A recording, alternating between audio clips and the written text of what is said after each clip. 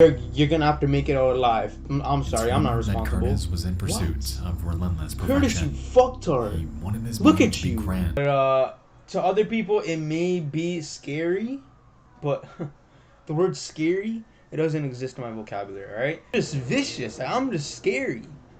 Like, nothing scares me. Like, I could look the devil straight in the eye like this and be like, what, bitch? And he's just gonna turn around and fuck himself. This video's been passed around for quite the time now, and I just never have the time to react to it. So now that we're here, we're just gonna be reacting to it. So people say that it's like scary as fuck, it's crazy.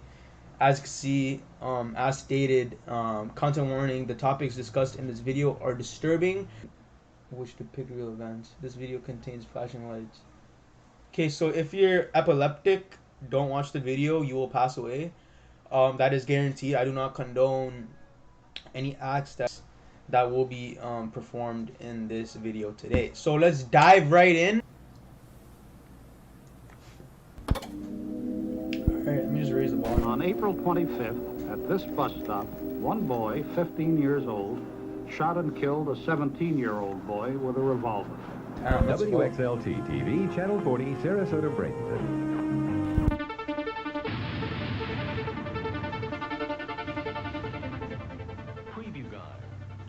Lost media is a topic that I have been enamored by for years, yet have surprisingly not formally gotten into.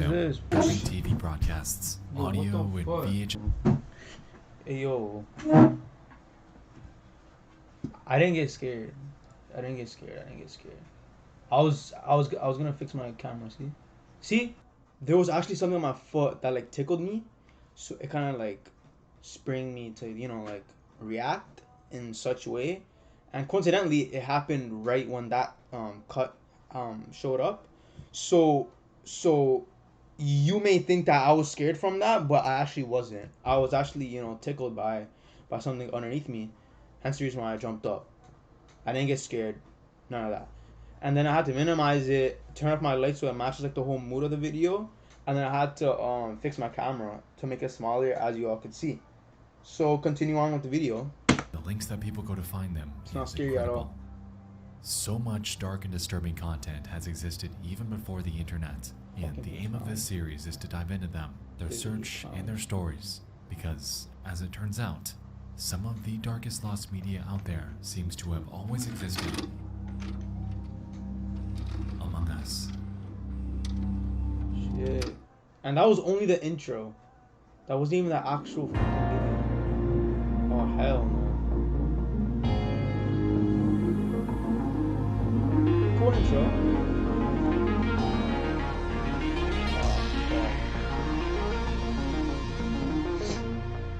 I picked my nose, so what? Cool kids pick their nose. See what this video has to offer. Claims that it's scary as fuck. Okay, show me. Oh shit, it's Jesus.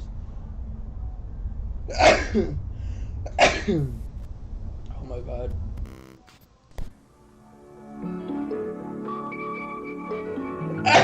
The following is a presentation of the Christian Television Network. So fucking dirt. Haha. Oh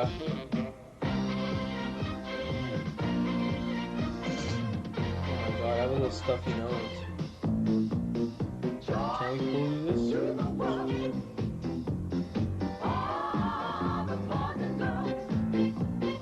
you. Some innocent kid show. Joy Junction. Come and join us for a half hour of fun and games at Joy Junction. Now here's Sheriff Don. Oh my god, why do I already know what's gonna happen? Some kid's gonna get their fucking throat slit. 1980. The show is broadcasting on the Christian television network named Joy Junction. It's textbook public access TV, set at the eponymous village and hosted by the town sheriff. Throughout the show's lifespan, the town residents would join in for educational bits about the Bible, and kids were encouraged to take part in various games. It seemed to have been pretty successful during its time, as it was on the air for a few years. Bizarrely, nearly every record and archive of this show ever existing have been wiped though, merely leaving us with a handful of surviving re-uploads on YouTube. This has, admittedly, made it difficult to find any further information about Joy Junction aside from what we can distill from the existing footage. Yeah, it looks But trippy that's as okay, fuck. because that's not the main reason we're here anyway. Look what the fuck's that doll up there? Oh my god. Hi, everybody. What's happening? Hey, Ron. Good to see you. Oh, I've been waiting on you. Oh, I'm sorry I got tied up, Marty, but traffic was heavy and the stores were busy. You know how it is when you go.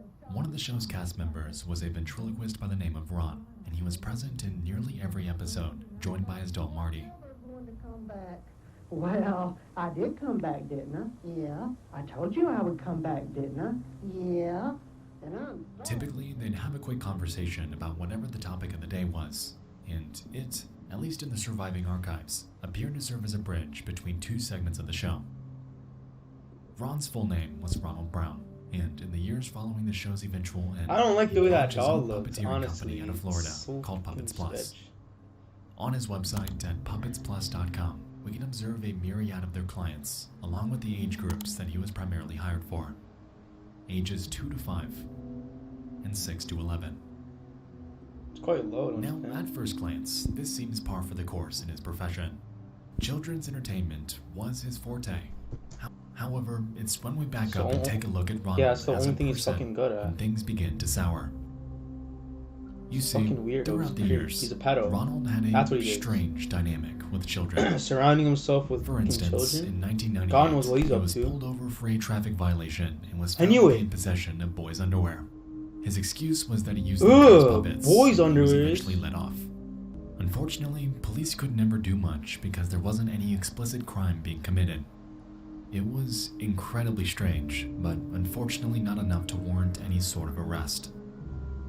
Where things really get nutty, though, is when we jump to the early 2010s, in which Brown would find himself caught in a web of controversy. Shit. Is this still talking about Brown? Oh no. He's talking to children.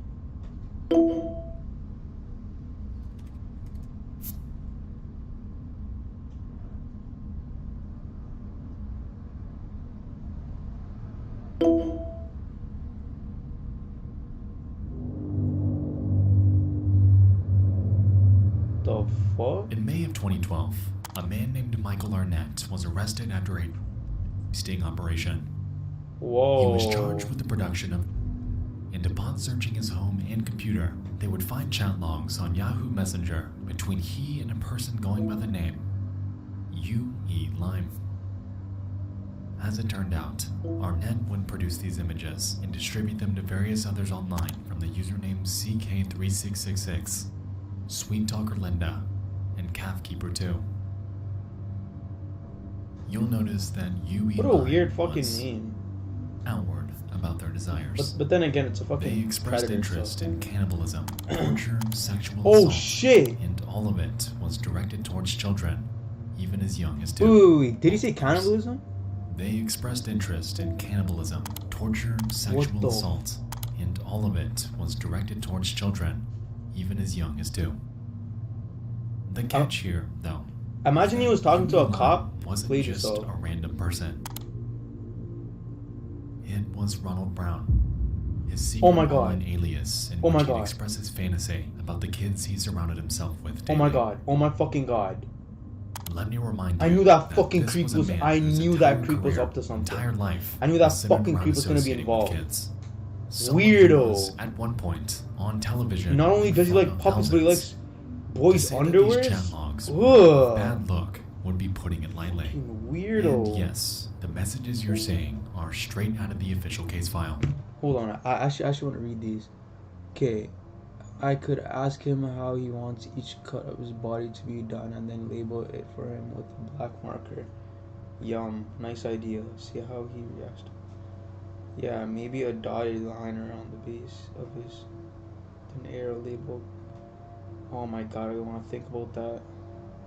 That would get him trembling. Like, bro, these sick fucks. Who thinks like this? But then again, he's a psychopath, and he's talking to another psychopath.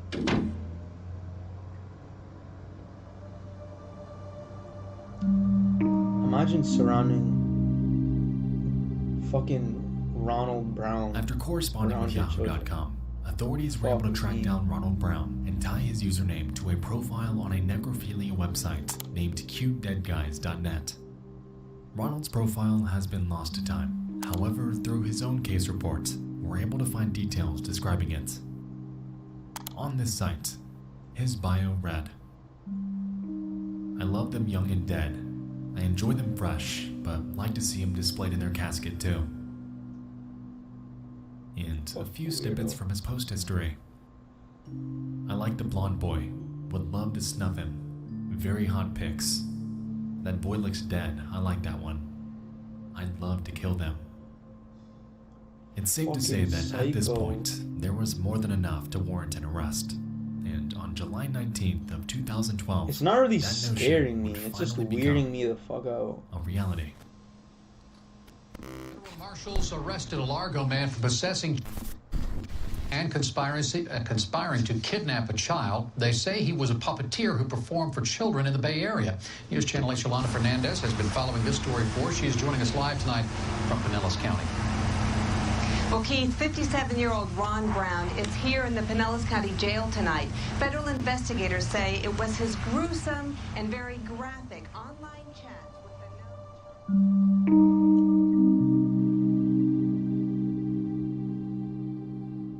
Brown's house was raided, and scattered across his home were images of pictures of kids being tied up, and even some that appeared to be dead. Furthermore, agents found CDs with much of the same material, a blow-up sex doll dressed in boys' clothes, a journal he kept about his fantasies dating back to 1978, and even books about serial killers and cannibalism. He was eventually found guilty of possession of and was sentenced to 20 years in federal prison with 20 years? supervision thereafter. Bro, give that Had he bitch like been given his full 90. sentence, he would be out sometime in 2033. However, as of August of 2020, it's reported that he is now deceased. Yes, good. Doesn't even His get the church title of fan a guy. He gets favors, the title of his a company fucking parties, pedo. all a front for some of the Inhumane darkest shit. desires imaginable. In hindsight, I understand why Joy Junction's records were wiped. It was a show with a good premise and good intentions. I won't deny that. However, now bears a reputation forever stained by the devil. Hidden within them.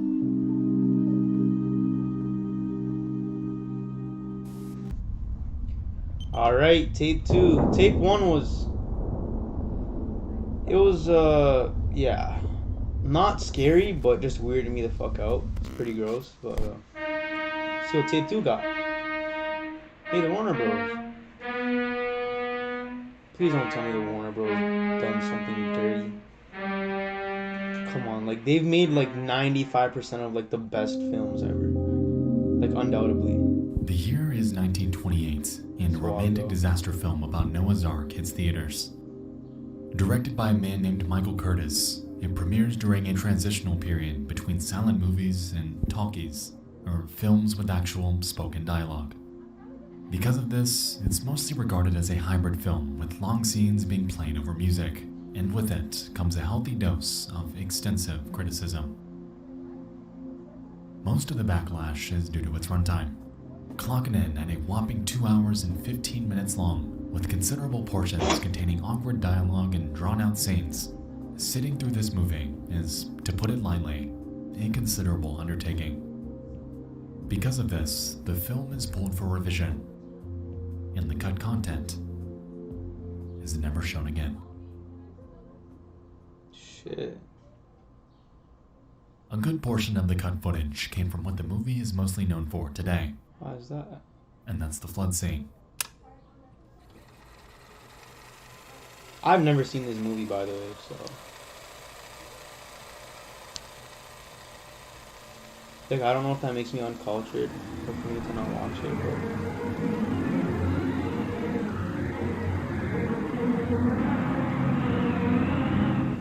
In it, we can observe a slew of actors fighting their way out of a crumbling temple and towards the Ark to stay alive. It's a grandiose set with a lot going on, and keeping in mind the time period, all of this was pulled off with practical effects. These people were legitimately submerged. That's fucked. So some actually would have died. Literally. And some probably have. Some might consider the acting here to be pretty well done. Yeah. Like I said, this scene is grand, and due to the time period, was all pulled off practically. The thing is, some of these actors weren't actually acting, as during this scene, 3 actors drowned and 1 reportedly lost their leg. This was the result of over 600,000 gallons of water being dumped across the set, something that the film's extras were reportedly unaware of. It's been reported that, before So it filming wasn't commenced, supposed to happen in Michael the first Curtis was place. warned against putting so many people in danger. However, he shrugged it off, claiming that the extras were expected to be prepared for anything, and that, quote, they're just gonna have to take their chances. Hey, yo, what the fuck? In the original cut of the movie, No, it's what? rumored that you could see these deaths happen That's on fucking screen with a disgusting. much more No. fleshed out flood scene. However, since the revisions, How are you just gonna brush the that original off? Oh, version if they die, is they forever die. considered lost. Oh, you're gonna have to make it out. However, in this chase came a loss of life that did not need to happen. I get it. You want the movie to look authentic, but with an you don't gotta enduring take legacy. people's lives for a fucking movie. Like, that's tragedy. just out of pocket. Imagine dying for a movie. That's crazy. Like, I'm not trying to be sarcastic, but damn, it's fucked. Tape 3. We got through tape 1 and 2 completely fine. Nothing. Let's see what tape 3 got. Take a spin, now you're in with the techno set. You're going surfing on the internet. Tape 2 was just upsetting, honestly. It just made me sad for the many lives that were taken. On the 2nd of July 2014, an ad was made on Craigslist. It came from an 18-year-old girl named Brooke Slocum and was but a simple request for cash. Sorry for the construction sound in the I need background. $50 by 3:30 p.m. today. I can pay you back later tonight, but I need gas and some mess quick.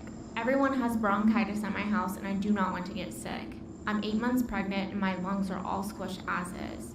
If you could help, me and my daughter will greatly appreciate it. Do not contact me.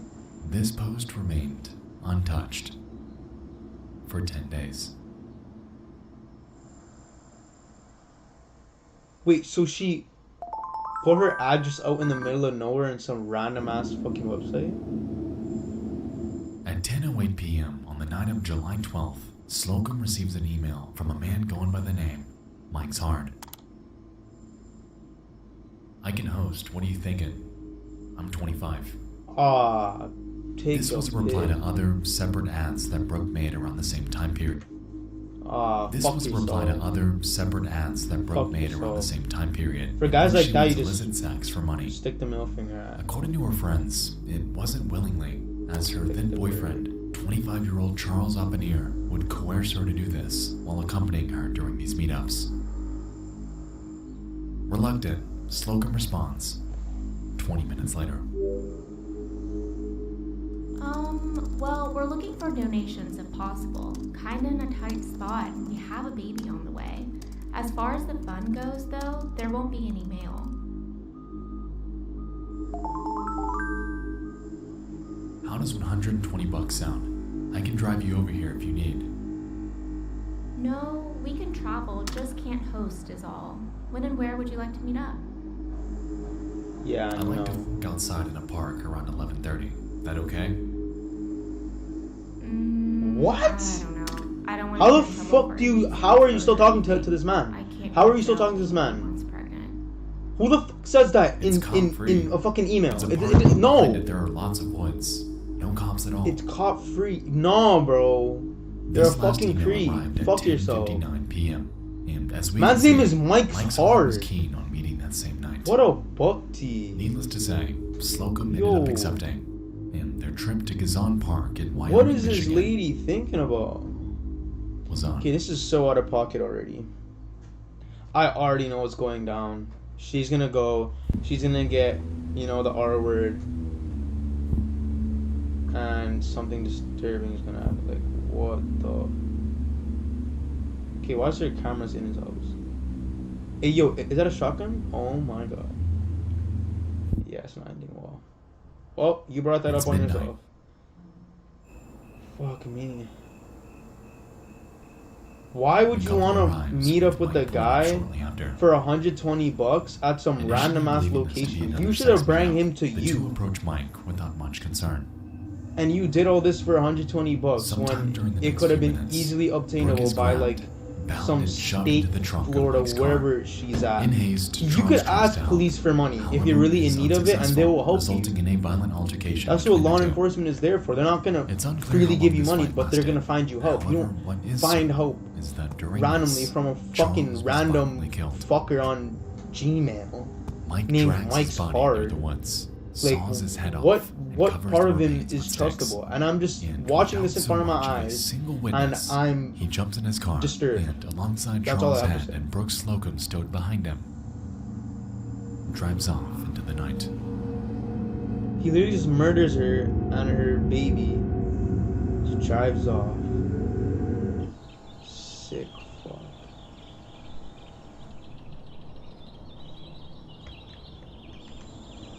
After realizing that Oppenheimer's car had not moved in days, police began probing on his whereabouts. When asked, his parents drummed up nothing, his work nothing. No one knew where he was, but his car was there. And so they began searching the park on July What 17th. the fuck? 5 Ayo, days ayo, after- ayo, ayo, ayo. Let me tell you something real quick. I know the background sound is annoying as fuck. It's construction going on, but look. There's something called a forensics team. And if you guys are not familiar with the forensics team are the individuals that kind of, like, search the vicinity for any evidence or any pieces of evidence, right, that could lead to, you know, his death or his whereabouts. So I'm pretty sure the forensics team with like an infrared light or like a UV light could find his like foot tracks or like his pants being dragged or like probably like blood, probably like fingerprints. Like they could pinpoint these things. I don't see why it's so fucking hard. Let's get into the video. Alright, let's continue the fucking video. Couldn't be bothered. The incident with Mike's Hard. Looking Upon for scouring the wooded area that lined its back end, they then discover a headless body under some brush. Yeah. It was fuck. later identified as Charles Oppenheimer. Wait, I thought it was a girl. I guess I wasn't paying attention to that part. I was too busy talking. It was realized that Oppenheimer wasn't single, and his girlfriend, too, was missing. In haste, authorities obtained a search warrant for her fuck. apartment and began searching her laptop. On it, there were a myriad of conversations. However, one thread from Mike's Hard stood out among the rest. The Internet Crimes Against Children unit was called in for analysis on the real name behind the alias, and they found that this address was tied to another email which was tied to a Facebook for a man not named Mike, but Brady. Brady Oh, Ostrich. look at that fucking weirdo. You know he does weird shit. They stake out near his home while they await a search warrant. There wasn't enough evidence for an arrest warrant by this point, so... What you mean, bro? Look at this guy, bro. He did The it. hours tick by without He much owns that happening. fucking email. However, around 9 p.m. on the night of It's July getting me mad 17th, aggravated right now. Brady would be spotted Why jumping didn't they into his fucking car arrest and him? leaving his home. Right A few there and moments then. later, he's stopped by a nearby officer. Before Is that they his get car? into him, though, he takes off, leading course he to a does. grueling pursuit. Of course he does. You're not going nowhere, bro. You're in a fucking Pontiac. What do you think you are?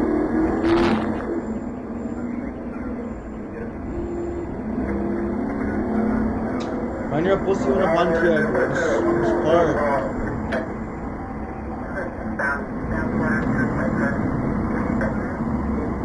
This guy thinks he's gonna get...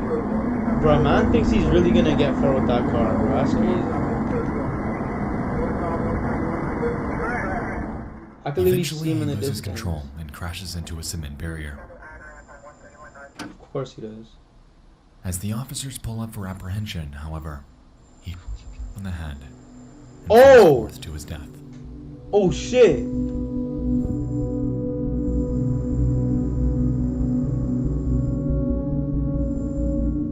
seconds later, police approach and search his vehicle. In it was 31-year-old Brady Ostrike, dead in the front seat. And in the trunk, stuffed within a suitcase, was 18-year-old Brooke Slocum and her unborn daughter, both of whom fucking were knew deceased. it. This fucking weirdo. I knew it. Upon searching Probably Ostrike's fucked the home dead shortly body too, after, because he's a they fucking discovered a weirdo. plethora of ropes, knives, swords, cages, straps, and bizarre writings that make little to no sense at all. His toilet was inoperable, and the entire place was nothing short of rancid.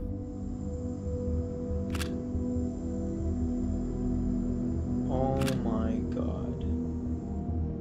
Most interesting of all, however, was the discovery of cameras.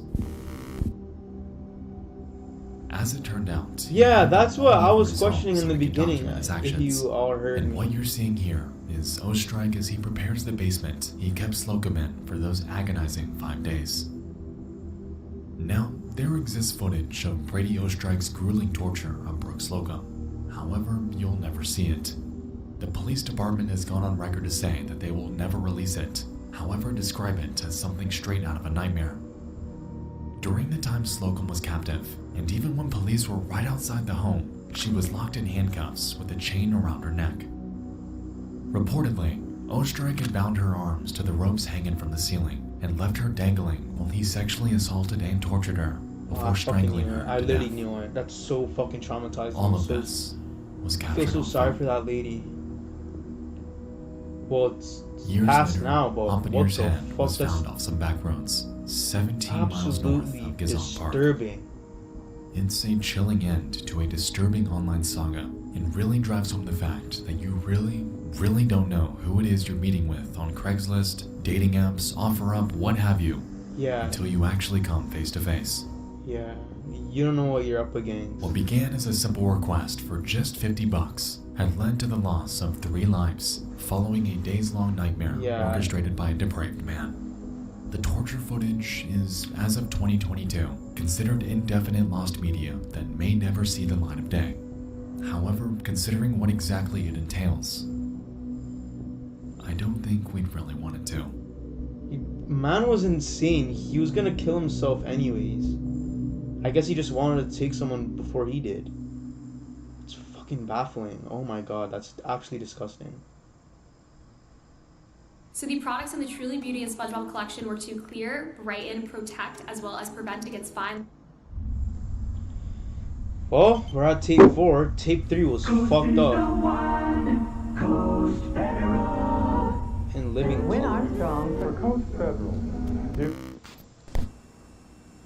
WXLT TV, Channel 40, Sarasota, Bradenton.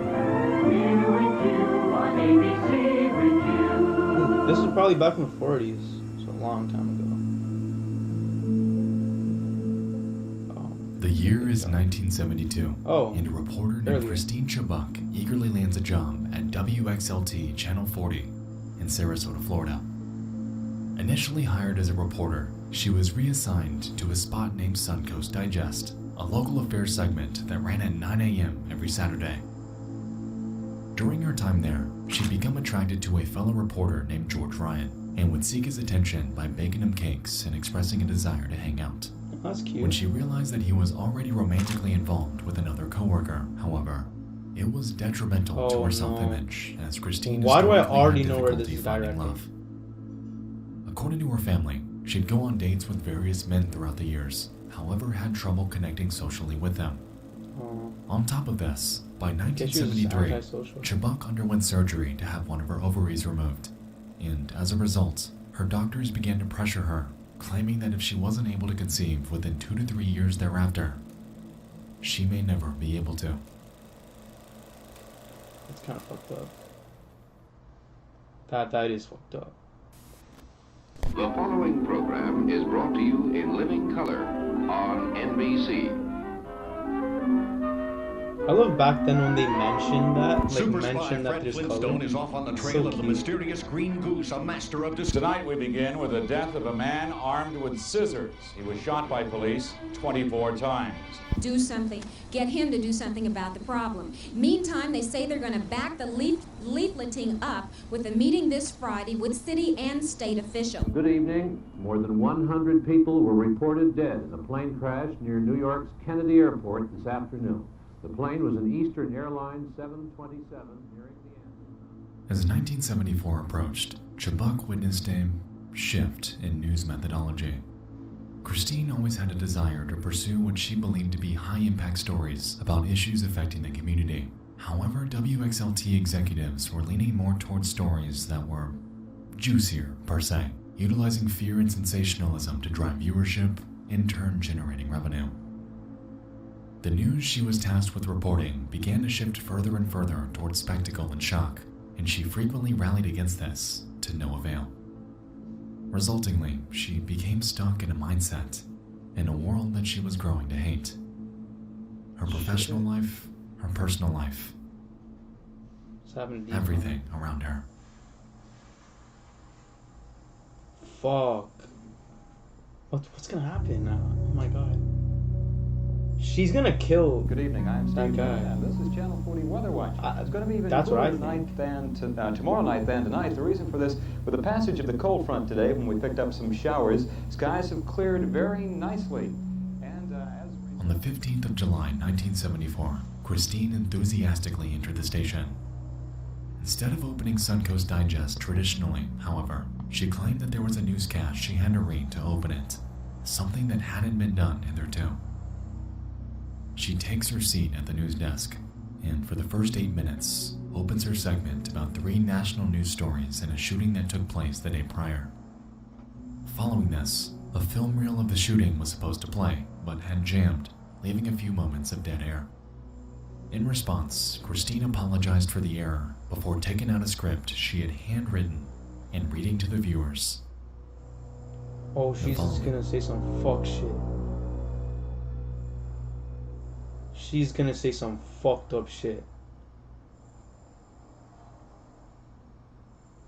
Okay. Okay. If you would like to skip this section. Oh, okay.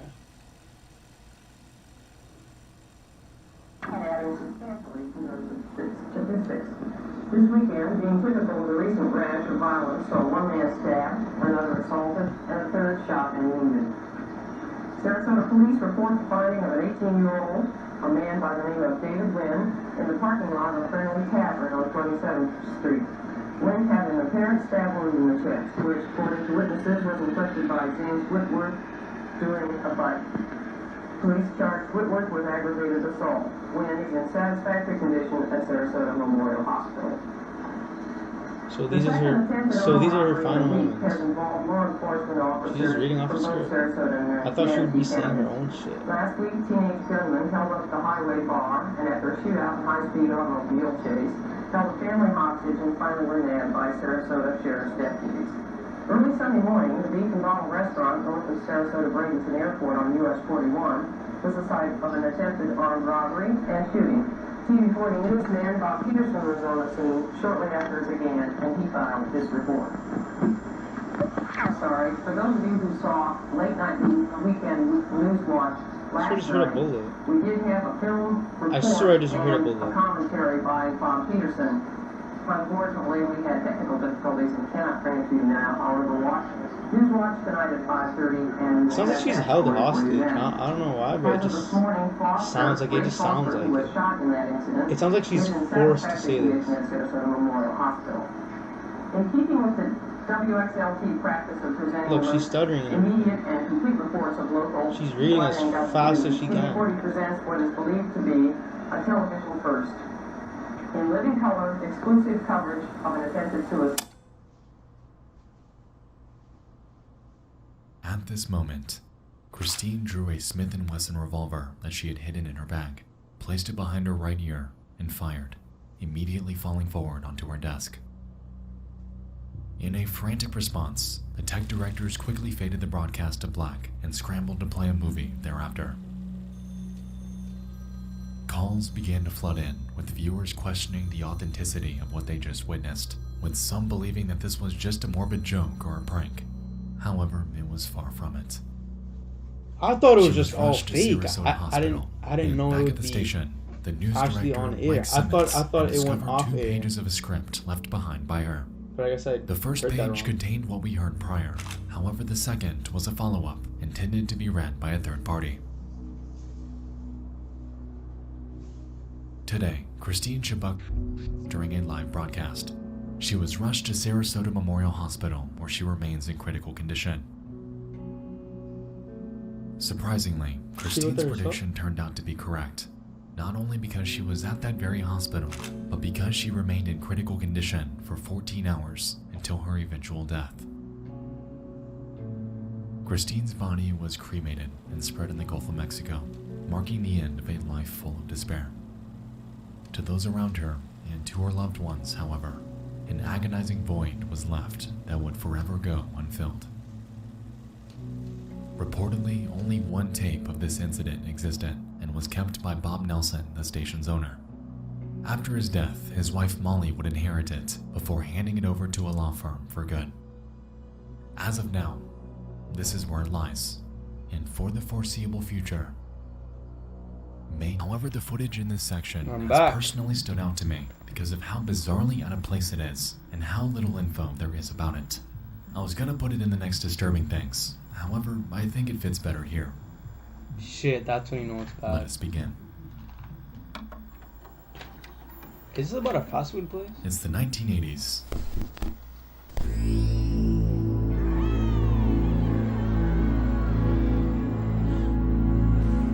I swear I heard that show before. Beetlejuice makes its debut. Journey, Survivor, Guns N' Roses, and our favorite Rick Astley are on the airwaves. And over on a stand-up comedy show named An Evening at the Improv, a child actor turned musician named Corey Feldman is world premiering his latest track, Something in Your Eyes. Okay, ladies and gentlemen, I'm going to start the show off tonight a bit differently than usual. What I'm going to do is I'm going to world premiere my song that I just finished writing and producing with Michael Damian for my new movie, Dream a Little Dream, with Jason Robards. It's called Something in Your Eyes. I'm going to do it right now.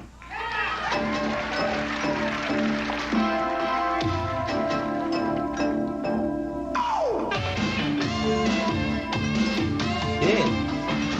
Man got moved.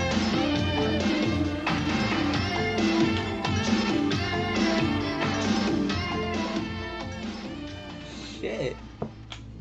As we can see, he had a mixed reaction from the audience.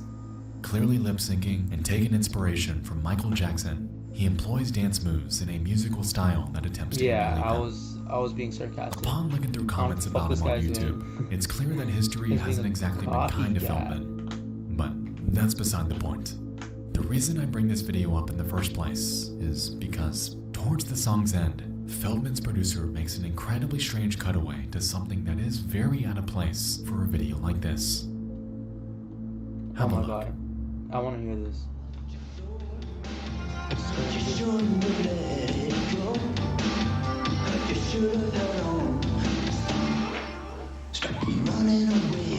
What the fuck? Whoa. What the fuck? What is this? And why is it here? Nowhere in this song does Feldman make any sort of mention about a woman being bound to a pool table. And after performing a cursory scan of his other music videos, cutaways like this never happen again. This seems eerily out of place, and discussion about this is painstakingly few and far between. The only mentions I could find about it were from Reddit and a few YouTube comments. However, none of them garnered much attention, and their sources are pretty much non-existent. With that being said, let's circle back to the footage so we can break it down ourselves. Why would he add that? As we can see, the video of this woman was patched in post-production.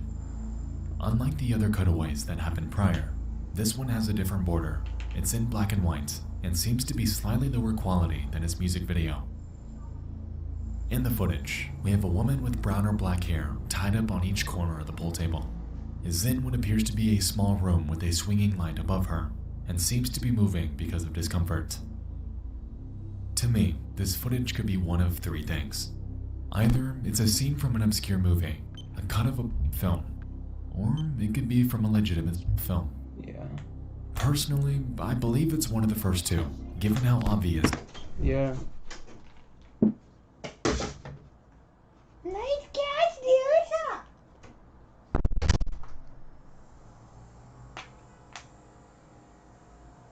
We're not friends. This cutaway is on something that's been seen by hundreds, if not thousands, of people. If this were truly as sinister as it's been rumored, it would be a pretty stupid move to put it there.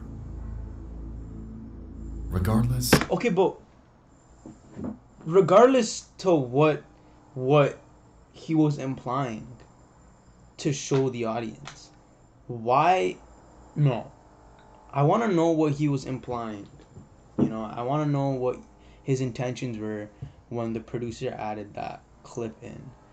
Was that with him knowing, or was that like intentionally, or was that like actually like meant to be there for the world to see? It's kind of fucked up when you think about it, because just like he said, it could be three things, and for him to just add it in between is so fucking random. It's just such a. It's just so unpredictable, because like, it just seems like a very innocent show, and for that to pop up is just like, people want to leave now.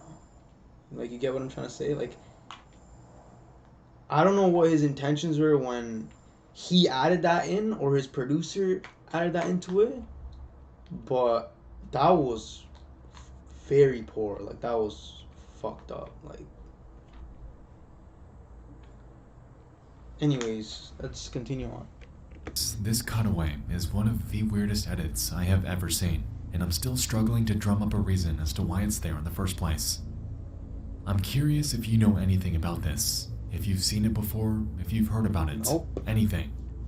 It's this just is a weird little mystery. It's so random. This is It's what just I'm so calling for like your it help. doesn't belong in the. Who is the woman on the table? Oh my god, I don't want to know that. Probably one of his fans.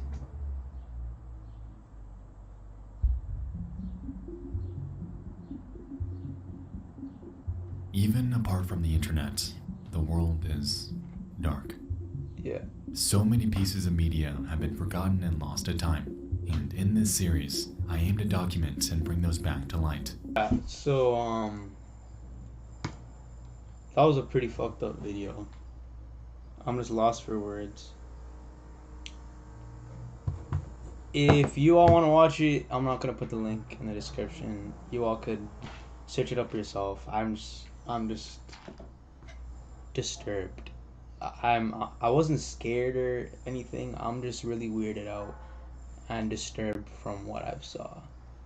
And for him to, you know, describe everything so well, being a great commentator, shout out to him. Go give him support. Next, whatever his name is. But yeah, hope you guys enjoy the video, and I don't know if I'm gonna do another one of these, but yeah, Skyrim content starts after this video, so peace.